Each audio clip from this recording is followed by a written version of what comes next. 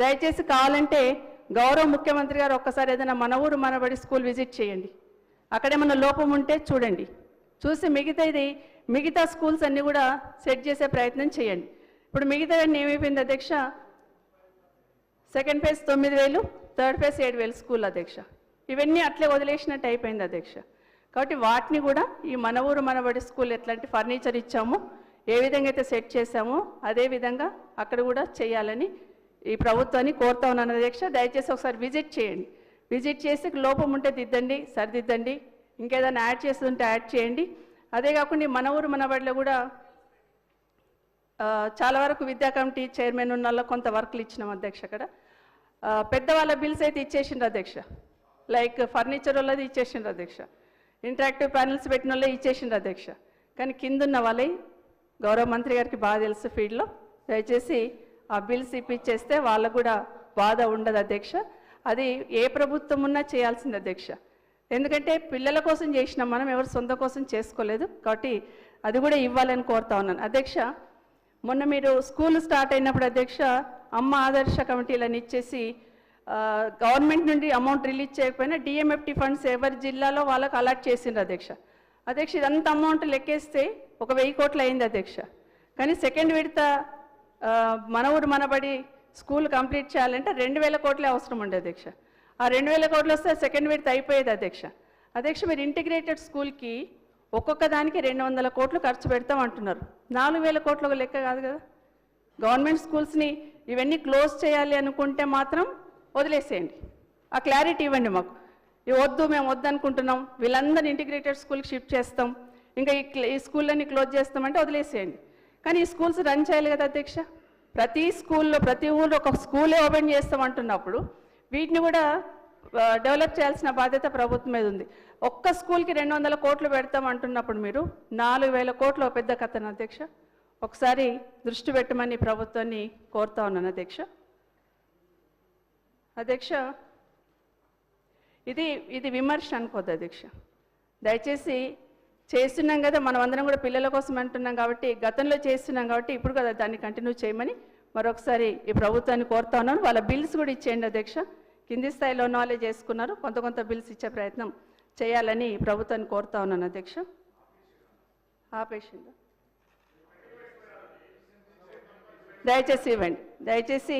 అందుకే చెప్తున్నా అధ్యక్ష, మన ఊరు మనబడిలో పెద్దవాళ్ళు చేసుకున్న బిల్స్ అన్నీ వచ్చేసినాయి అధ్యక్ష. 30 lakhs వరకు 30 lakhs వరకు అక్కడున్న విద్యా కమిటీ చైర్మన్ వాళ్ళు చేస్తామంటే చిన్న వర్కులు అధ్యక్ష. ఎలక్ట్రిసిటీ వర్క్, నల్లాలు ఫిట్ చేయడము, లేకపోతే టాయిలెట్స్ చేయడము, ఇట్లాంటి వర్క్లన్నీ వాళ్ళు చేసుకున్నారు అధ్యక్ష. దయచేసి వాళ్ళ బిల్స్ అన్ని కూడా క్లియర్ చేయాలని ప్రభుత్వాన్ని కోరుతా ఉన్నాను అధ్యక్ష. రెండవది అయితే అధ్యక్ష, మధ్యాహ్న భోజనానికి సంబంధించి గతంలో 1,000 రూపాయలు ఉన్నది 3,000 చేసాం అధ్యక్ష. 3,000 ఇస్తున్నాం, కానీ అది కూడా కరెక్ట్ ఇవ్వట్లేదు. వాళ్ళకు బిల్స్ క్లియర్ చేయాలని మీ ద్వారా కోరుతా ఉన్నాను అధ్యక్ష. అదే కాకుండా ఈ ప్రభుత్వం వాళ్ళ మేనిఫెస్టోలో 10,000 ఇస్తామన్నారు అధ్యక్ష. వాళ్ళు ఆశగా ఎదురు చూస్తూ ఉన్నారు. వాళ్ళకి ఆ 10,000 కూడా జీతం కూడా పెంచి ఇవ్వాలని ఈ ప్రభుత్వాన్ని కోరుతా ఉన్నాను. ఎప్పటిలోగా పెంచుతారని కూడా ఆలోచించాలి. ఎందుకంటే అధ్యక్ష మనం ఇప్పుడు డైట్ ఛార్జీలు పెంచామని చెప్తున్నారు. పెంచాల్సింది అధ్యక్ష. ధరలు పెరుగుతున్నాయి, మనం కూడా పెంచుకుంటూ పోవాల్సింది అధ్యక్ష. మనకు పెరుగుతుంది కదా అధ్యక్ష ఖర్చు, పెంచాల్సింది. ఒక్క నిమిషం అధ్యక్ష. గతంలో తెలంగాణ ప్రభుత్వం వచ్చే నాటికి దొడ్డు బియ్యంతో పెట్టేవాళ్ళం అధ్యక్ష.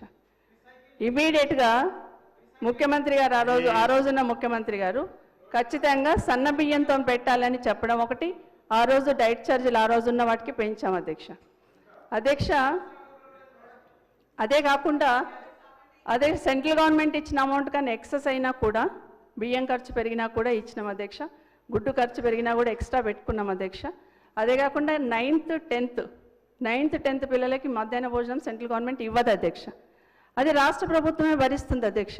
ఆ రోజు నిర్ణయం తీసుకున్నాం కదా, దాన్ని మీరు కంటిన్యూ చేస్తున్నారు, సంతోషం. అంతే తప్పిస్తే గతంలో ఏమీ చేయలేదు, మొత్తం మేమే చేస్తున్నాం అనడం మాత్రం కరెక్ట్ కాదని మీ ద్వారా గౌరవ సభ్యులకు తెలియజేస్తున్నాను అధ్యక్ష. ఇంకొక అధ్యక్ష ప్లీజ్ అధ్యక్ష, నేనేమంటలేను అధ్యక్ష. ఇంకొక ప్రభుత్వం ఇంకొకటి ఆలోచించాలి అధ్యక్ష. మాట్లాడింది టైం ఉన్నది. హరీష్ రావు గారు, ప్రశాంత్ రెడ్డి గారు 1:15 మాట్లాడారు. సార్ నేను మళ్ళీ ఇప్పుడు అధ్యక్ష నేనేం డిబేట్ రావట్లేదు అధ్యక్ష. అధ్యక్ష ఇంకోటి అధ్యక్ష ఇంకొక విషయం అధ్యక్ష, ప్రభుత్వ స్కూల్స్లలో ఇంకొకటి కూడా నిర్ణయం తీసుకున్నాం అధ్యక్ష. గతంలో మార్నింగ్ బ్రేక్ఫాస్ట్ పెట్టాలి, అన్ని స్కూళ్ళల్లో బ్రేక్ఫాస్ట్ స్టార్ట్ చేయాలనే ఉద్దేశంతో మొదటి విడతలో కొన్ని స్కూల్ స్టార్ట్ చేసి ఒక 700 కోట్లతోని స్టార్ట్ చేస్తున్నాం అధ్యక్ష. స్టార్ట్ చేసినప్పుడు ఆ రోజు కేసీఆర్ గారు నాతో చెప్పినప్పుడు బ్రేక్ఫాస్ట్ స్టార్ట్ చేయాలమ్మా స్కూళ్ళల్లో అంటే ఇది సాధ్యం అవుతుందా, పోయి ఏం చేస్తాము, పిల్లలు ఇంట్లోనే తినేసి వస్తారు కదా అనుకొని ఒక స్కూల్కి వెళ్ళాను అధ్యక్ష. ఒక 10 మంది పిల్లలతో మాట్లాడాను అధ్యక్ష. బాబు నువ్వు మార్నింగ్ ఏం తినేసి వస్తున్నానని. అందరు కూడా టీ తాగేసి వస్తామని చెప్పాడు, ఒక్క పిల్లోడు మాత్రమే తినేసి వస్తామని చెప్పాడు. వాళ్ళని అడిగాను అధ్యక్ష, టీ ఎందుకు తాగేసి వస్తారు నానంటే, పొద్దున్న లేచి మా అమ్మ వాళ్ళు పనిలోకి వెళ్ళిపోతారు, టీ తాగి వస్తాం, మధ్యాహ్నం ఎట్లా ఇక్కడ మధ్యాహ్న భోజనం దొరుకుతుంది కదా మేడం అందుకే వచ్చేస్తామని చెప్పారు. నిజంగా బాధ అనిపించింది అధ్యక్ష. ఖచ్చితంగా పెట్టాలి మన బ్రేక్ఫాస్ట్ అని చెప్పి ఆ రోజు వచ్చి ఆ రోజున్న ముఖ్యమంత్రి గారు చెప్పినప్పుడు, ఇప్పుడైతే మొదలు పెట్టండి మిగతా పెట్టాల్సిందే, తప్పకుండా బ్రేక్ఫాస్ట్ స్కీమ్ స్టార్ట్ చేయాలని గౌరవ మంత్రి గారి, గౌరవ ప్రభుత్వాన్ని, గౌరవ ముఖ్యమంత్రి గారు ఇక్కడ మంత్రి గారు కాబట్టి దయచేసి ఈ మార్నింగ్ బ్రేక్ఫాస్ట్ అనేది పేద బిడ్డలు పొద్దున్న లేచి పనికి వెళ్ళిపోతుంటారు, వాళ్ళు ఒట్టి టీ దాగి వస్తున్నారు కాబట్టి దయచేసి స్టార్ట్ చేయాలి అధ్యక్ష. ఈ మధ్య స్టార్ట్ చేశారు అధ్యక్ష, ఈ ప్రభుత్వం ఆధ్వర్యంలో ఈ మధ్య స్టార్ట్ చేశారు. ఎక్కడ చేశారు అధ్యక్ష? కొడంగల్ ఒక దగ్గర స్టార్ట్ చేశారు. నేనేమంటున్నాను అధ్యక్ష, కొడంగల్లో ఆ బిడ్డలు ఎట్లయితే ఆకలితో ఉన్నారనుకుంటున్నామో రాష్ట్రంలో ఉన్న ప్రభుత్వ పాఠశాలలో అందరి బిడ్డలు కూడా ఆకలితోనే ఉంటారు, అన్ని స్కూళ్ళల్లో కూడా ఇది స్టార్ట్ చేయండి అనేది సలహానే ఇస్తున్నాను కాబట్టి అన్ని స్కూళ్ళల్లో స్టార్ట్ చేయమని ఈ ప్రభుత్వాన్ని కోరుతున్నాను అధ్యక్ష. అట్లాగే రాగి జావ డ్రాప్ చేయొద్దు అధ్యక్ష, రాగి జావ ఇస్తున్నాం, బ్రేక్ఫాస్ట్ పెడుతున్నాం కాబట్టి రాగి జావ ఆపేయొద్దు అధ్యక్ష, రాగి జావను కంటిన్యూ చేయమని ప్రభుత్వాన్ని కోరుతున్నాను అధ్యక్ష. అధ్యక్ష, గౌరవ సభ్యురాలు సబితా ఇంద్రారెడ్డి గారు మాట్లాడిన దానిలో విద్యార్థుల పట్ల పేదల పట్ల వారు చెప్పినటువంటిది వాస్తవమే, చెయ్యాలి. ఒకసారి జ్ఞప్తి చేస్తాడు అధ్యక్ష, తెలంగాణ రాష్ట్రం వచ్చిన తర్వాత మొదటి కలెక్టర్స్ కాన్ఫరెన్స్లో ఆనాడు నేను పరిశ్రమల శాఖ మంత్రిగా ఒక సూచన చేసిన, కేజీ టు పీజీ అనేది గొప్ప ప్రచారం జరిగింది, అవసరమే కేజీ టు పీజీ. అధ్యక్ష, మొత్తంగా రాష్ట్రంలో ఈ రోజున గురుకుల పాఠశాలలు కావచ్చు, కేజీ ఇవన్నీ కలగలిపి 1000 గురుకులాలు ఉన్నాయి, 1000 గురుకులాలు ఉన్నాయి. దీనిలో మొత్తం చదువుతున్న విద్యార్థులు నేనేమంటలేను అధ్యక్ష.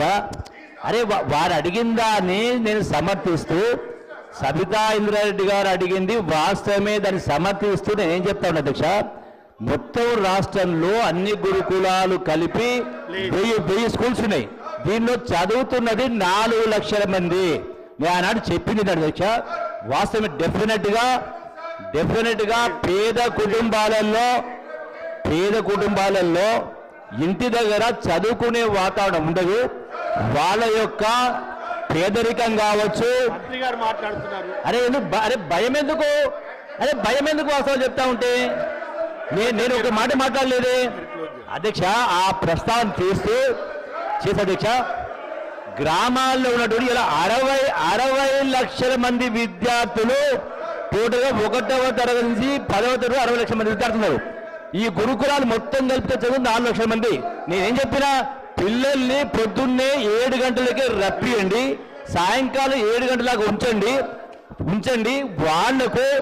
వాళ్లకు మీరు ఖర్చు పెట్టే దానిలో ప్రతి గ్రామంలో ఇన్ఫ్రాస్ట్రక్చర్ ఉంది, అవి చెయ్యడం మూలాన ఇలా ప్రైవేట్ కాలేజీలో లక్షలు ఖర్చు పెట్టి అప్పుల పాలవుతా ఉన్నారు. పొద్దున్నే వాళ్ళకు ఉన్నదేదో కలియుగ అని చెప్పి తాగొస్తారు, ఉదయం పూట 3 గంటలు, సాయంకాలం 3 గంటలు, 6 గంటల సేపు గ్రామాల్లో కానీ చదువుకున్న నిరుద్యోగ యువకులు ఆ 3 గంటలు ఏదో ప్రార్థన చెప్పిస్తే ప్రతి స్కూలు కూడా ఒక రిజల్ట్ స్కూల్ అవుతుంది. సుమారుగా మరి ఇన్ని లక్షల కోట్ల అప్పు చేసి కూడా అప్పుడు ఎందుకు దాల్చగలలేదు చెప్పినా కూడా పక్కన పెట్టి అన్నాడు.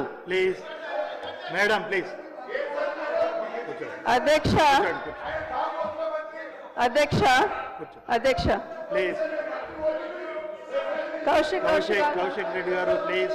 ఆగు ఆగు. కౌశిక్ రెడ్డి గారు. అధ్యక్ష, గౌరవ మంత్రి గారు ఇప్పుడు ఒక రికమెండేషన్ పెట్టారు అధ్యక్ష. కౌశిక్ రెడ్డి గారు ప్లీజ్. అధ్యక్ష కొంచెం ప్లీజ్. ఒక్క నిమిషం కూర్చోండి. గౌరవ మంత్రి గారు ఒక రికమెండేషన్ పెట్టారు అధ్యక్ష. స్కూల్లో ఏవైతే గవర్నమెంట్ స్కూల్స్ ఉన్నాయో అక్కడంతా కూడా ఇన్ఫ్రాస్ట్రక్చర్ ఉంది కాబట్టి ఒక టీచర్ని పెట్టేసి అక్కడ వాటిని స్ట్రెంథెన్ చేయమన్నారు. ఎస్, నేను కూడా రికమెండ్ చేస్తున్న ప్రభుత్వం దాన్ని కూడా యాక్సెప్ట్ చేయండి అధ్యక్ష, ఎందుకంటే ఖచ్చితంగా చేయాల్సిందే. అధ్యక్ష, రాగి జావ ఒకటి కంటిన్యూ చేయమని కోరుతా ఉన్నాను అధ్యక్ష. 10th క్లాస్లో స్నాక్స్ ఇచ్చారు అధ్యక్ష. గతంలో మేము ఇచ్చిన దాన్ని కంటిన్యూ చేశారు. అప్పుడు 65 రోజులు ఇచ్చినాము, ఇప్పుడు 45 రోజులు ఇస్తున్నారు అధ్యక్ష. కాబట్టి అట్లాంటిది చేయాలని కోరుతా ఉన్నాను అధ్యక్ష. ఇదే కాకుండా అధ్యక్ష 10th క్లాస్లో అధ్యక్ష గ్రేడింగ్ విధానం తొలగిస్తున్నారు అధ్యక్ష, మార్కులు పెడతా ఉన్నారు. ఈ పిల్లలు IIIT బాసరలో జాయిన్ కావాలన్నప్పుడు ఈ గ్రేడింగ్ విధానంతోనే జాయిన్ చేస్తాము. అక్కడ మళ్ళీ ప్రైవేట్ పిల్లలు రావడానికి అవకాశం ఏర్పడుతుంది. దయచేసి ఒక్కసారి రివ్యూ చేసుకొని అక్కడ గవర్నమెంట్ స్కూల్ పిల్లలకి ఇబ్బంది లేకుండా మళ్ళీ అక్కడ గురుకులాల్లో అక్కడ IIIT బాసర్లు ఇబ్బంది లేకుండా చూసుకోవాలని కోరుతున్నాను అధ్యక్ష. అధ్యక్ష, గౌరవ ముఖ్యమంత్రి గారు వారు ఎంపీగా ఉన్నప్పుడు సెంట్రల్ గవర్నమెంట్లో ఒక క్వశ్చన్ వేశారు అధ్యక్ష పార్లమెంట్లో. రైట్ ఎడ్యుకేషన్ సంబంధించి నిర్బంధ విద్య అన్నారు కదా అధ్యక్ష. దానికి సంబంధించి ఆ చట్టానికి సంబంధించి తెలంగాణ రాష్ట్రంలో ఎందుకు అమలు జరగట్లేదు అనేది క్వశ్చన్ వేశారు అధ్యక్ష. 25% పిల్లలు ప్రతి స్కూల్లో, ప్రైవేట్ స్కూల్ 20% పిల్లలు మనము గవర్నమెంట్ నుండి జాయిన్ చేయాలి అధ్యక్ష. అధ్యక్ష, ఇప్పుడు గౌరవ ముఖ్యమంత్రి గారే అప్పుడు ఎంపీగా ప్రశ్నించారు, ఇప్పుడు ముఖ్యమంత్రిగా ఉన్నారు, వారే ఇంప్లిమెంట్ చేసే అధికారం వారికి ఉంది. దయచేసి ఈ చట్టాన్ని అమలు చేయమని కోరుతా ఉన్నాను అధ్యక్ష, మీ ద్వారా గౌరవ ముఖ్యమంత్రి గారిని అధ్యక్ష.